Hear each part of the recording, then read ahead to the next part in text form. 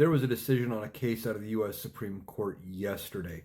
Now, this case was about a Texas law that requires age verification to access adult material websites to verify that minors aren't accessing it. Now, on the surface, that sounds like a good thing, but it does fringe on the First Amendment.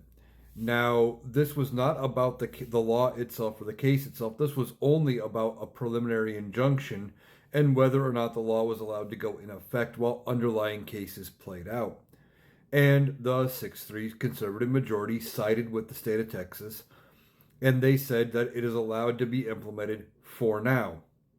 Now, we will see how the case plays out in the long run, but there are some issues with this case. Now, they're saying it's for the greater good to look at it and say that children cannot access this material, so you must give like an ID verification. But the problem becomes who's responsible for storing that information, how do they verify it, and then how secure are those databases, etc. There's a lot of issues with this, which are going to be resolved in the underlying case. Like I said, this was only about the immediate time being while they are hammering out whether or not there's a temporary injunction, etc.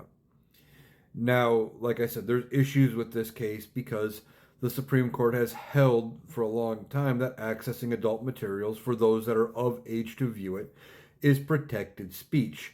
And speech goes both ways. It is the ability to say whatever you want, but also to hear whatever is being said. And hear being the generalized term for, watching, viewing any other recorded material as well. So, like I said, the underlying case is going to have to play out. This was on preliminary injunctions.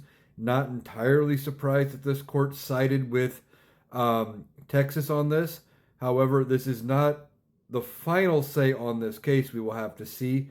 And now that it goes into effect, we will also see what kind of a reaction the voters in Texas would have to this now that they are not going to be able to access those kind of materials and those kinds of websites without additional steps and additional verification.